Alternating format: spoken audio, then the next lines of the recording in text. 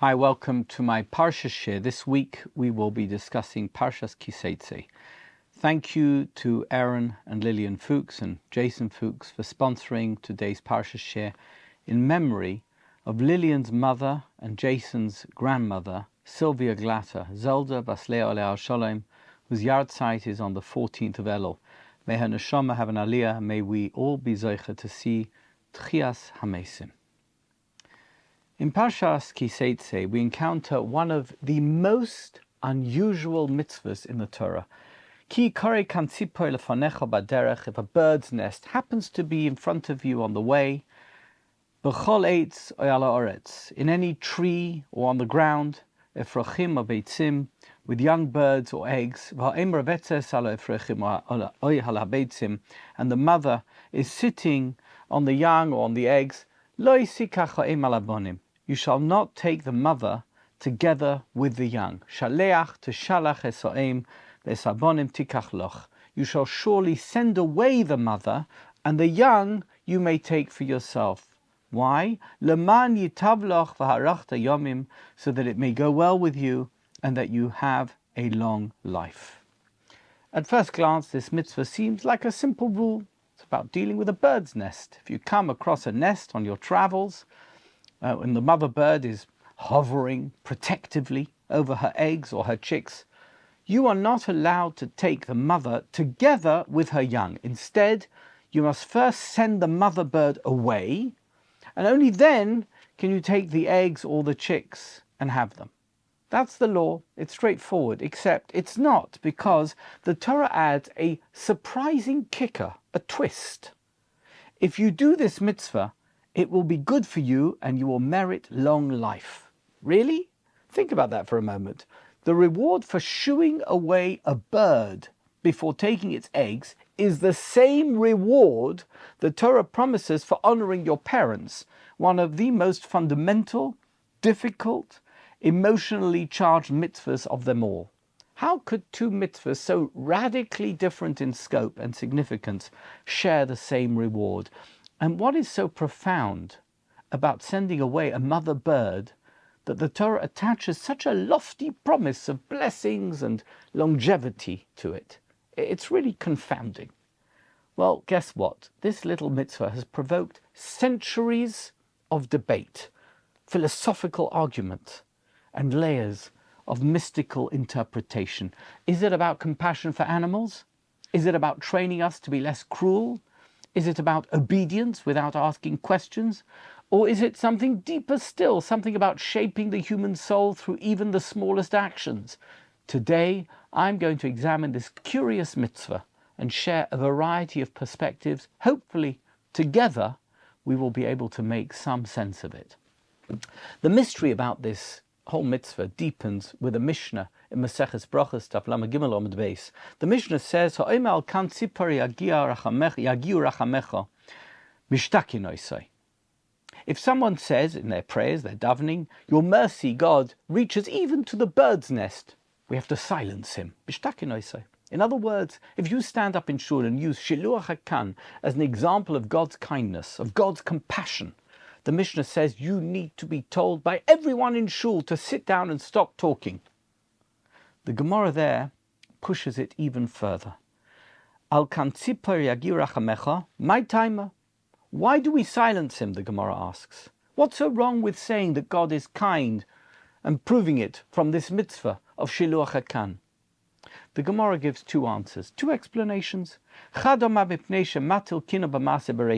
One opinion says because it stirs up jealousy among the works of creation, as if God cares more about birds than other creatures. And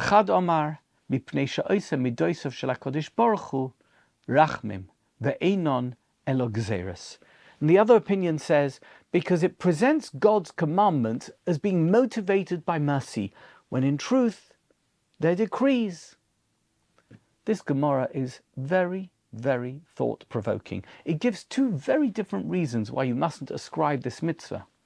It's not about God's compassion. And the practical theological differences between the two opinions are actually very, very profound. They're very deep. According to the Gemara, it's not about the birds. It's about us. and how we relate to God's commandments, to the mitzvahs. The first opinion focuses on misinterpretation as the thin end of a wedge that can take us down a wrong path in terms of how we relate to Hashem. If you say God is merciful to birds, you're implying that other animals didn't make the cut. So, God cares about sparrows, but not about goats. God is concerned about eggs, but not about cute little kittens. That kind of thinking sets up a hierarchy within creation, suggesting that God plays favourites, which is theologically very, very messy.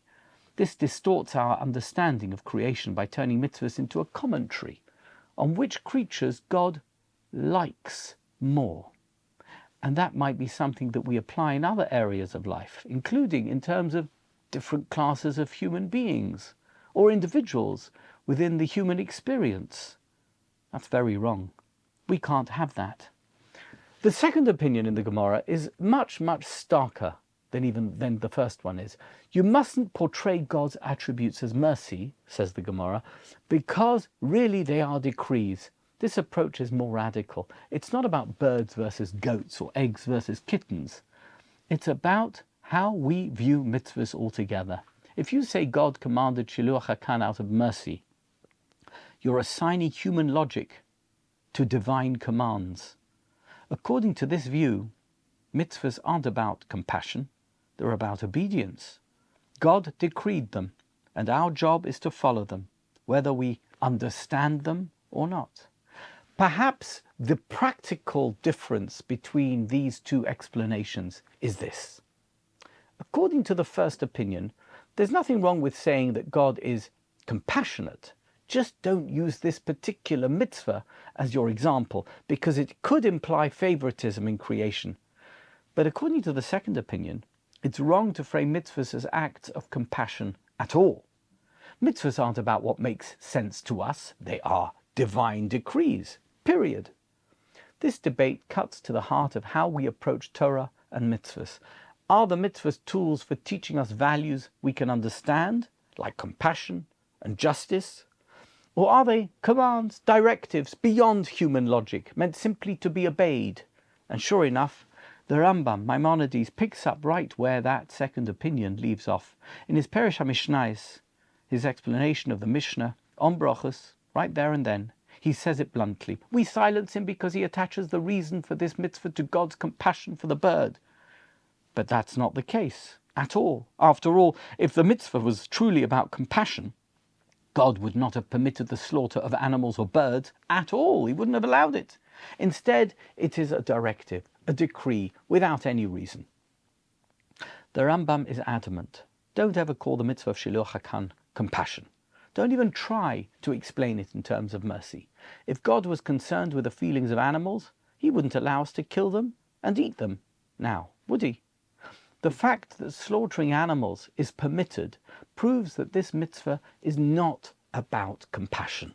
Instead, says the Rambam, Shiluach HaKan is simply a divine decree, something we do because God said so. We have no idea why, and it's not our job to speculate or come up with explanations, even if they are complimentary about God.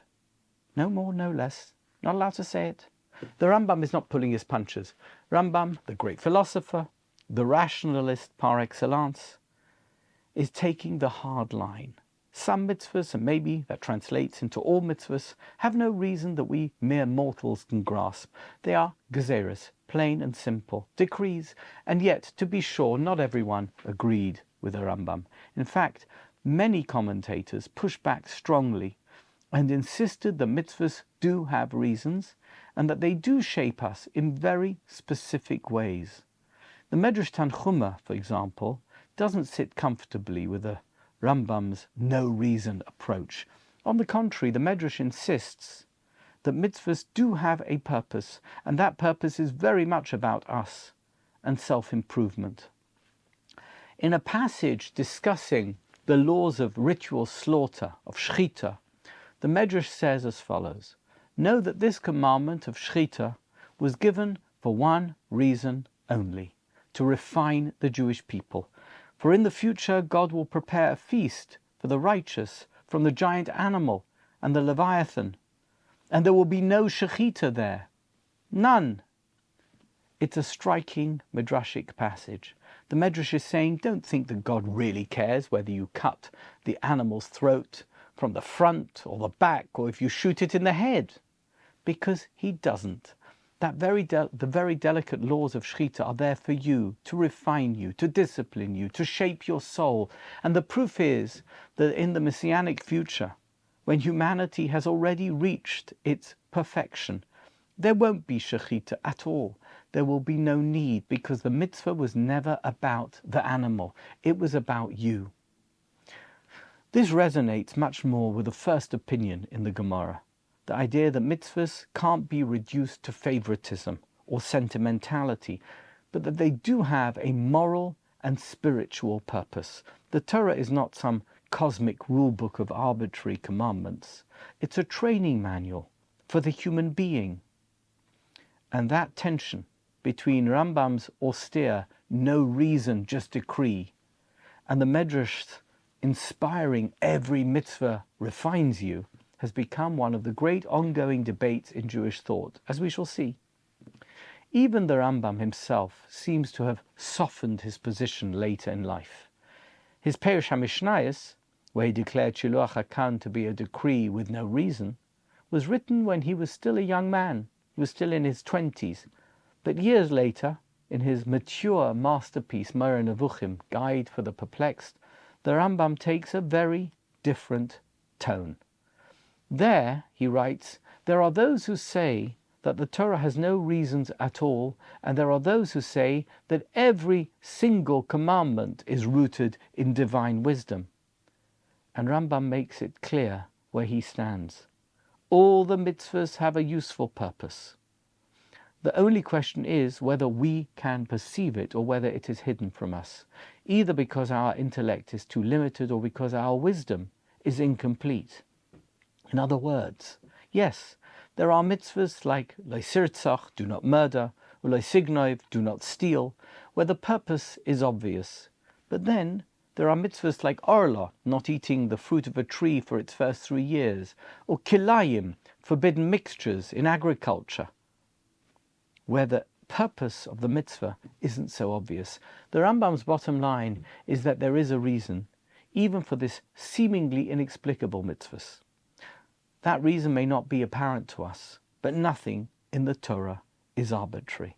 And when it comes to Chazal's statement, what difference does it make? What difference does it make to God whether you slaughter from the bottom of the neck or from the top of the neck? Rather, the Torah was given only to refine human beings. That's what the Medrash says. So what does that mean? Rambam explains that this means that while the general principle of a mitzvah has a clear rationale, for example, permitting the eating of animals only through humane killing, that's a reason. The details, such as exactly where the cut is made, may be beyond us. Those details are what Chazal meant when they said mitzvahs refine us. They discipline us in obedience and precision, even when the reason isn't clear. So the Rambam of the Moreh Nevuchim is no longer saying, don't look for reasons. He's saying every mitzvah has a reason, but don't expect to find it in every detail. The Torah trains us both through the parts we understand and through the parts that we don't understand. So where does the Rambam in Moreh Nevuchim land in that Gemara debate in Brochus stuff Lamed Gimel Lamed Beis? He is the first opinion. Is he the first opinion or is he the second opinion? It seems he's somewhere in the middle. On the one hand, Rambam agrees with the second opinion's warning, don't be naive and think mitzvahs are sentimental expressions of divine compassion. God doesn't need us to protect birds. He doesn't feel bad for birds. That kind of thinking projects human emotions onto the divine. But on the other hand, Rambam also agrees with the first opinion's intuition. Mitzvahs are not arbitrary. They're not meaningless decrees. They are rooted in divine wisdom, and their purpose is to benefit us. Sometimes the benefit is very obvious, like don't kill and don't steal. Sometimes it's obscure, like Shiluach HaKan or Orla. But there's always a reason, whether or not we can articulate it or understand it. So Rambam's final position in the Moreh Nevuchim is a kind of synthesis.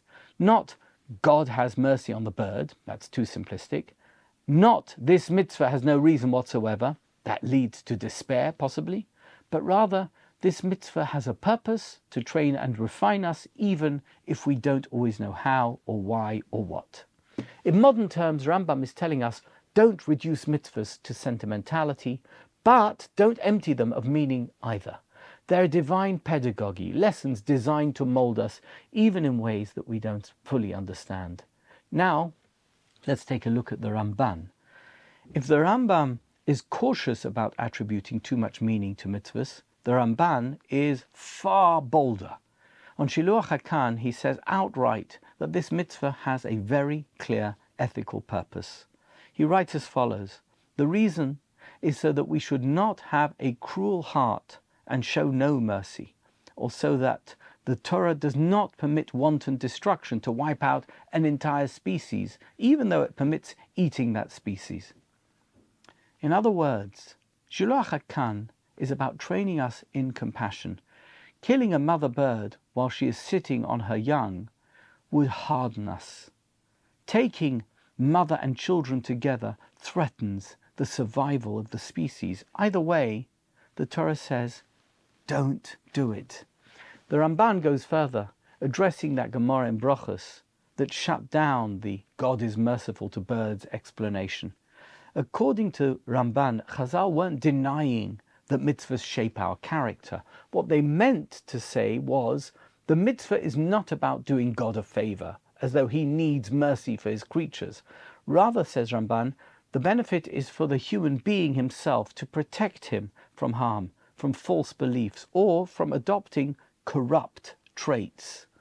So Ramban reframes the Gemara. Mitzvahs are not divine compassion directed at animals, but they are divine pedagogy directed at us. They're about shaping our midas, our character traits. As he says so beautifully, v'ha-mitzvahs ha'elu b'behema v'oif einon rachmanas alehem, elo gezeres bonu, lahadrichenu ulelamdenu hamidos ha'toivos. These mitzvahs regarding animals are not about mercy for them, but decrees on us to guide us and teach us good character. For the Ramban, Shiluach HaKan is a living classroom in rachamim, in compassion, precisely at a moment when we might be tempted towards callousness. It's not about God's mercy, it's about us becoming better people. Then we have the Maharal. The Maharal takes the conversation into deeper mystical territory. For the Maharal, mitzvahs are not simply about teaching compassion, nor are they arbitrary decrees. They are the very tools that refine and elevate the human soul, the neshama. He quotes that same Chazal. What difference does it make to God whether you slaughter from the bottom of the neck or from the top of the neck? Rather, the Torah was given only to refine human beings. That's the Chazal. But the Maharal won't let you think that this means mitzvahs are random. Far from it. He writes that if mitzvahs were arbitrary decrees with no inner logic, the Torah could not be called a Torah of wisdom. Instead, every mitzvah, in general and in its details, has deep significance. For the Maharal, the key is this: ha-mitzvahs ba'atzmam mitzarfim nefesh ha'adam. The mitzvahs, by their very essence, refine the human soul. It's not just about teaching us good behavior. It's not even only about compassion. The way a mitzvah is performed, even in its fine details, resonates with the inner fabric of the soul, of the neshama, and it purifies it. That's why, the Maharal explains, in the future, when humanity has achieved its perfected state, there will no longer be shechita. Not because animals won't exist or because food won't be needed. We know that they will. But because there will be no need for the refinement that mitzvahs provide. The mitzvahs are here to bring us into alignment with a higher reality. And once that alignment is complete, their role as soul polishers will no longer be necessary. So while Ramban insists mitzvahs cultivate good midas, like compassion, and Rambam in the Moreh insists mitzvahs have rational purposes, even if those purposes are hidden from us, The Maharal pushes us to see mitzvahs as working on an even higher plane, the very metaphysical architecture of the soul. The Ishbitzer Rebbe, the Meir Shiloach, was never content to read a mitzvah on the surface. He always asked, what does this mean for the Jewish soul, for the life of a people living through exile and longing for redemption? That was always his question.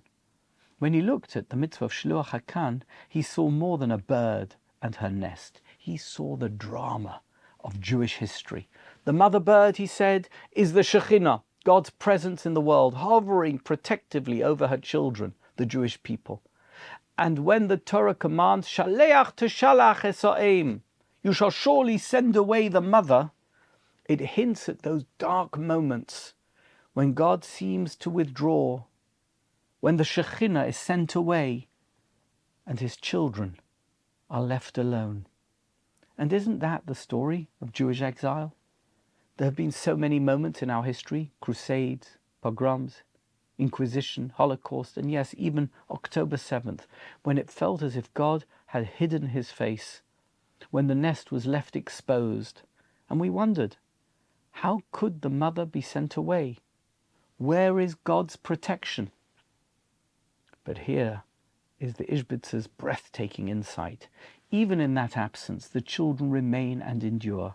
The pasuk continues, Va'esabonim tikach loch, and the children you may take for yourself. In other words, despite everything, the Jewish people survive.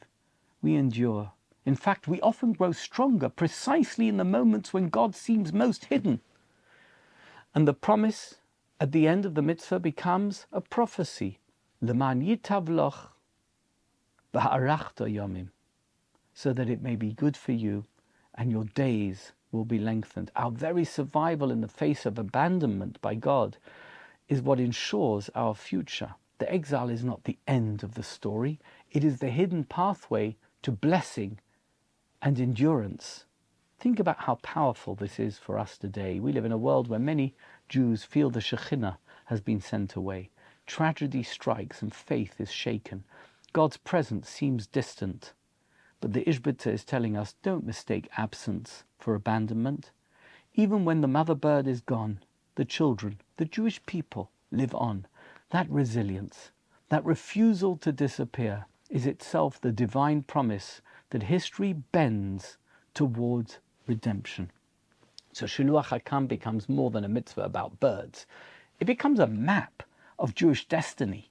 God's presence may withdraw, but his people remain, carrying the promise of a brighter, longer future. The Ishbitzer Rebbe's voice is not locked in the past. His teaching about Shiluach HaKan could have been written for us today. I've been to Israel 5 times since October 7th, and I plan to go again after Sukkot. By the way, you're welcome to come with me on my trip. Just get in touch with me to find out the details. You can come. I'd love to have you on the trip. Everywhere I have visited in Israel since October 7th, I felt the ache of absence. Families of those who were kidnapped still waiting for their hostage to come home, or hostages. Communities emptied of their young men and women who are serving on the front lines. Children growing up with trauma etched into their eyes, into their souls. The Shekhinah feels in so many ways like it's been sent away, and yet, just as the Ishbitzer promised, the children remain. Thesabonim tikach loch, and the children you may take for yourself. I met soldiers who, despite exhaustion, speak with unshakable pride about defending Am Yisrael, the Jewish people. Weddings took place under rocket fire. Parents send their kids to school in the shadow of October 7th because life must go on. V'harachta yomim. That's the miracle. Even when God's presence feels distant, the Jewish people endure. We are the children who remain in the nest against every odd. And the Torah tells us why. Leman yitav loch v'harachta yomim, so that it may be good for you and your days will be lengthened. Our survival is not just some kind of stubbornness. It is the divine promise that our story has a future, will go on. When we perform Shiluach HaKan, it may look like a small technical act, a bird fluttering away from her nest. But the Ishbitzer reveals that it's a parable for Jewish destiny. God's presence may withdraw, the children may feel abandoned, and yet generation after generation, we are still here. And every time we are still here, we are one step closer to the fulfillment of that promise, a future of blessing and endurance. The Shem Mishmur, Rabbi Shmuel Borenstein of Sochotchov, the Sochotchover, takes the imagery in a different, more personal direction. For him, Shiluach HaKan is not only a parable about Jewish history, it is also a metaphor about the inner life of the soul and prayer. The Shem Mishmuel interprets the mitzvah of Shiluach HaKan as a profound allegory for the life of the soul. He explains that the mother bird represents the neshama, the divine spark within each Jew.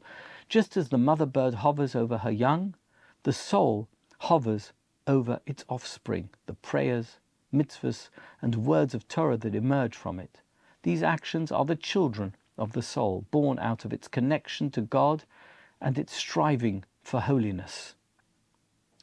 When the Torah commands, Shaleach teshalach eso'im, you shall surely send away the mother bird, it alludes to the soul itself rising upward, being released from its tether in the material world, returning to its higher source. And in that moment of ascent, the verse continues, Vesabonim tikachloch, and the children you may take for yourself. The prayers and mitzvahs that the soul produces are elevated with it, carried heavenward and accepted above.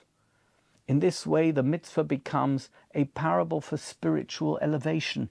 It teaches that our actions and words are not separate from the soul that generates them. They depend on its ascent. When the neshama lifts itself, even briefly, towards God, its children, the mitzvahs, etc., are lifted with it. The Shem Mishmuel is reframing Shiluach HaKan as a lesson about the power of the neshama to elevate everything it produces. It is not about compassion for a bird. It is about the spiritual reality that the soul, when it is allowed to rise, brings its prayers and mitzvahs along with it. Rav Dessler, Michtav Meliohu, doesn't speak about Shiluach HaKan directly, but he addresses an important Musar theme that can be perfectly, beautifully applied to this mitzvah. His famous distinction between koyach hanasina, the human impulse to give, and koyach halakicha, the human impulse to take, is really what this mitzvah is about. Think about it. Left to ourselves, most of us would grab it all, the mother and the children, eggs, everything in one swoop.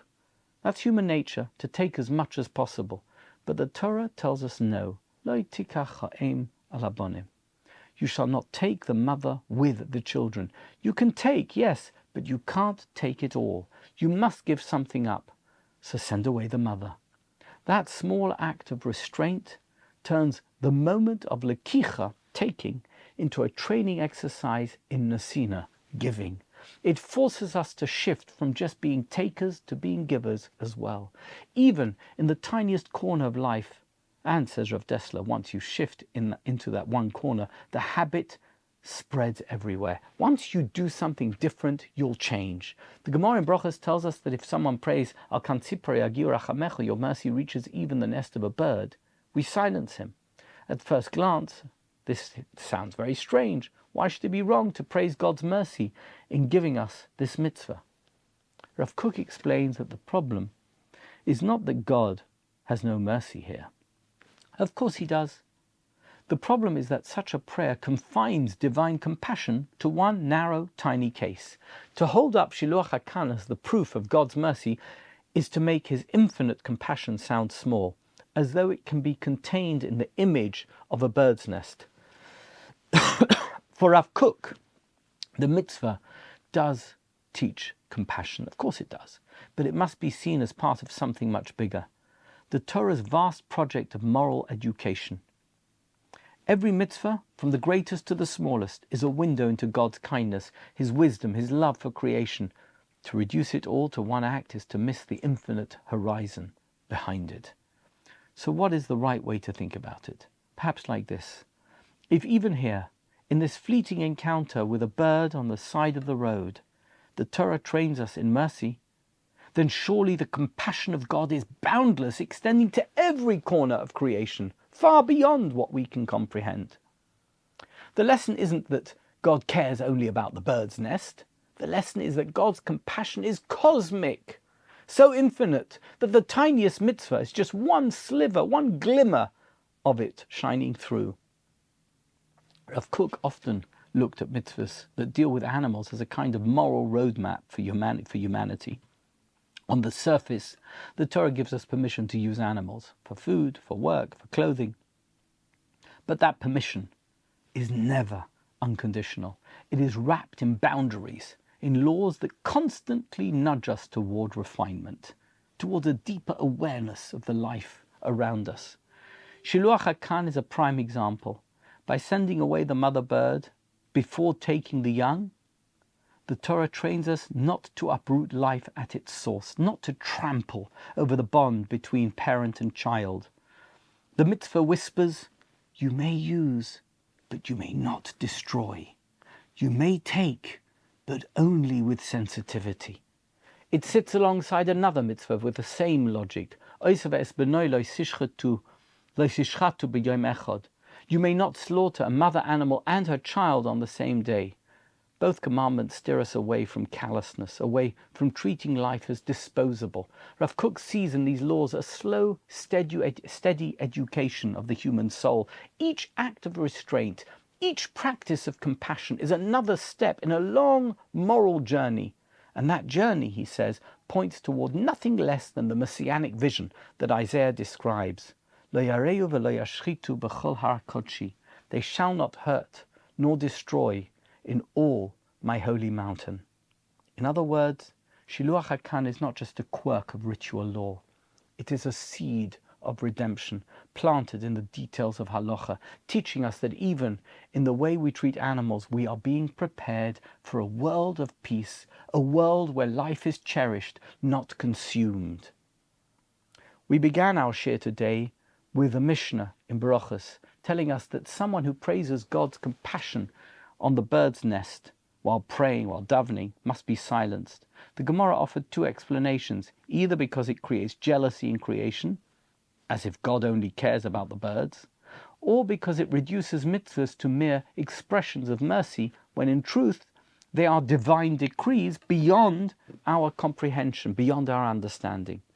The Rambam, in his commentary to the Mishnah, came down sharply on the side of that second explanation. Don't attribute this mitzvah to any kind of compassion from God, he says, or you'll unravel the entire Torah system.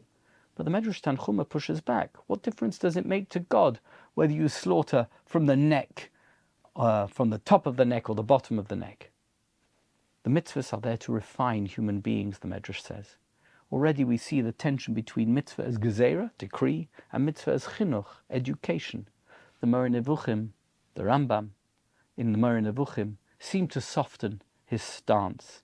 He says that mitzvahs do have reasons, even if we don't always grasp them. Shiluach HaKan, like other mitzvahs involving animals, may very well be about cultivating compassion, not because God needs it, God doesn't need it, but because we need it. Ramban is totally focused on this point. The mitzvah of Shiluach HaKan isn't for the sake of the birds, it's to prevent us from becoming cruel. Maharal reframes it even more. Mitzvahs don't only refine us ethically, but also spiritually. They purify the soul, the neshama, and align our spiritual side with God's order. The Hasidic commentaries take it to another level. The Ishbitzer reads the mother bird as the Shekhinah itself, sometimes withdrawn, sometimes hidden, leaving the children, Am Yisrael, the Jewish people, to survive and grow. The Sochot Shava, the Shem Mishmuel, extends the metaphor upward. The mother bird is the soul, and sending her away is the release that allows our prayers, the children, the mitzvahs that we've done, to rise to heaven. The mitzvah of Shiluach HaKan becomes a parable for spiritual elevation. Rav Dessler looks at mitzvahs as the refinement of the human condition. It's koyach hanasina versus koyach halakicha. Our instinct is to grab everything, but Shiluach HaKan teaches us to hold back, to give, to restrain desire, and to become givers rather than takers. And finally, Rav Kook widens the frame to the cosmic arena.